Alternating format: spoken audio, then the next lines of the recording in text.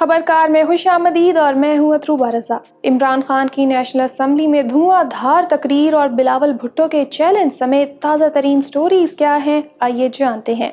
गुज़िश्ता रोज़ वज़ीर आज़म पाकिस्तान जनाब इमरान खान ने पार्लियामेंट में 1.5 घंटे की तकरीर की। उन्होंने कई मौज़ूआत पर तफसीली बात की। उन्होंने कहा, मैं पाकिस्तान में सबसे बड़ा फंड रेसर हूँ। अपनी आवाम से पैसे मांगते हुए कभी शर्म नहीं आई, बल्कि दूसरे मुल्क से पैसे मांगते हुए मुझे शर्म आती है।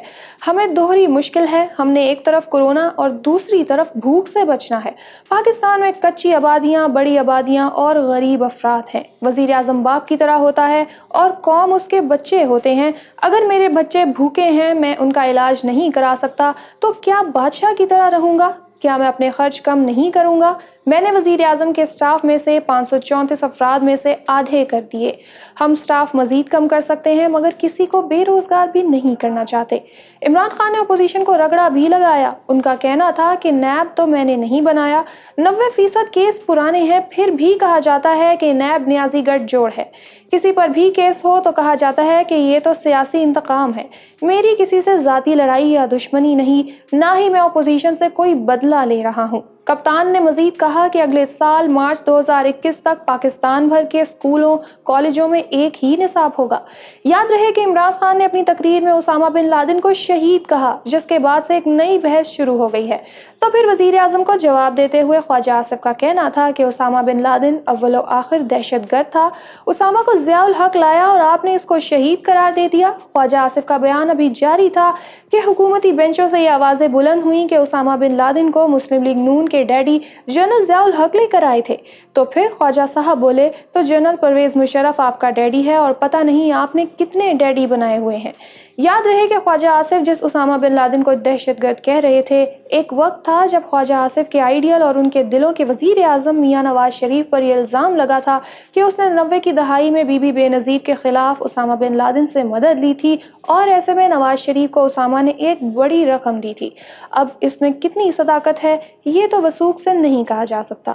ख्वाजा आसिफ ने मजीद कहा कि क्या रियासत मदीना यही है कि राना सनाउल्लाह को तो मंशियात के जाली मुकदमे में जेल भेज दिया जाए और जहांगीर तरीन को लंदन फरार करवा दिया जाए। उन्होंने कहा कि वजीर आज़म के जितने भी दिन रह गए हैं उन्हें मिन्नत समाजत की ज़रूरत नहीं, अब पानी सर से गुजर चुका है। तो जनाब पीपल्स पार्टी के चेयरमैन बिलावल भुट्टो जरदारी को भी असम्बली में बोलने का मौका मिला तो उन्होंने कप्तान को चैलेंज ही कर डाला। बिलावल भुट्टो ने कहा है कि हमारे वजीर आज़म को लेक्चर देने का शौक है, वो टीवी या पार्लियामेंट में जवाब देना ही नहीं चाहते। वजीर आज़म की तकरीर अवाम के लिए नहीं, सिलेक्टर्स के लिए थी। हमारा वजीर आज़म जमहूरी तरीके से आता तो ये हालात ना होते।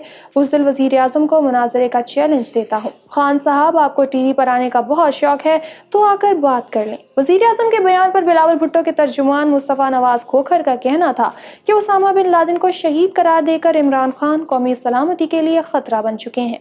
याद रहे कि इमरान खान ने कौमी असम्बली से अपने खिताब में कहा था, पाकिस्तान की तारीख में शर्मसारी के 2 वाक़यात हुए। अमेरिका ने एबटाबाद में आकर उसामा बिन लादेन को शहीद कर दिया। इस वाक़े की वजह से दुनिया भर में लान तान हुई। दूसरी शर्मिंदगी पाकिस्तान में ड्रोन हमले थे। हमारा इत्तेहादी पाकिस्तान में उसामा को मारता भी है और हम पर तनकीद भी करता है। वफाकी दारुल हुकूमत इस्लामाबाद से ये खबरें भी आ रही हैं कि BNP की हुकूमत से अलहदगी के बाद अपोजिशन खुद को मुनज़्ज़म करने की तैयारियां कर रही है। ऐसे में फ़ोन पर राब्ते भी हो रहे हैं। मीडिया रिपोर्ट्स के मुताबिक पीपल्स पार्टी और JUI के रहनुमाओं ने अहम मुलाकात पर इत्तफाक किया है। मुलाकात में ऑल पार्टीज़ कॉन्फ्रेंस के इनेकाद, अख्तर मेंगल की हुकूमती इत्तेहाद से अलहदगी और दीगर अहम मामलात ज़ेरे गौर आएंगे। मज़ीद अपडेट्स के लिए हमारे चैनल को सब्सक्राइब कर लें। अल्लाह हाफ़िज़।